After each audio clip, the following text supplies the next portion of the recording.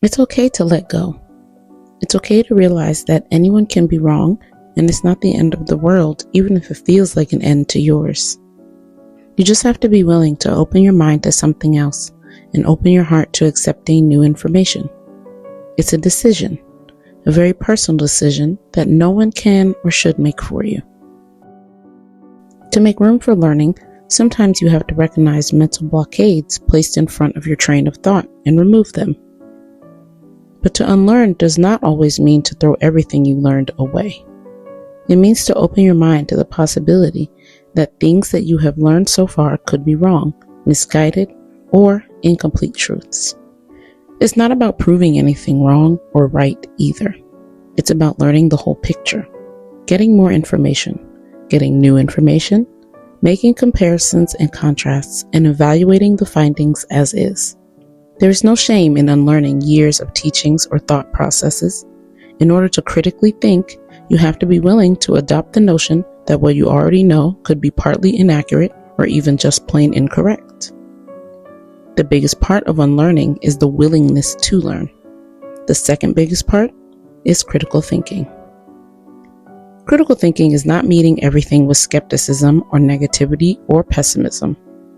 Critical thinking is meeting information with a neutrality and a willingness to dig deeper and think wider. As we said before here, we're not here to tell you how to think, only to give information so you can best make up your own mind. With that in mind, here are a few general tips on how to incorporate critical thinking into your everyday life. 1. Do not be afraid of new. New media, new authors, new findings. Part of critical thinking is research, and in order to research thoroughly, you cannot place undue bias on sources just because they are new to you. That might be a professor or a research fellow or a very invested enthusiast that you've never heard of but has a wealth of information to shed new light on a subject matter. Don't get stuck listening to the same circle on everything all the time. It's perfectly sane to have your favorite sources, but don't be afraid to search for and add new ones to that list of trusted sources. 2. Ask yourself what your previous thoughts on the matter were and why. Compare that with whether you are invested in proving yourself right or learning something. 3. Read laterally. Find out about the source, open other information from unaffiliated sources, compare, contrast. Let the many ideas all coexist for a while until you can discern a truth. 4. Hypothesize when applicable. Test your hypothesis with variables and a constant. Leave room for other approaches to reach an outcome. 5. Have open dialogue. Don't get stuck in an echo chamber. Seek constructive feedback or pushback on your conclusions.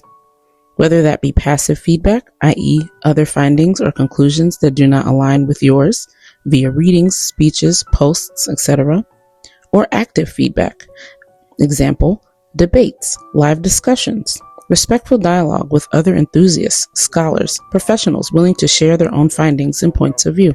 6. Sleep on it. Everything doesn't have to be figured out in a day. Some things take years of pontification and lived experience to understand. Some things can be uncovered overnight. Understand the beauty of learning and unlearning is that thought can be endless. Your thoughts can change, evolve, learn to encompass the idea that other realities exist, and that even means yours can change and so can your thoughts on something. Critical thinking is what keeps people interesting and life meaningful. It's a gift that we all have free access to and can use to better our relationships with ourselves and others. So go out there and practice your critical thinking skills. It's still free in this overly paywalled world.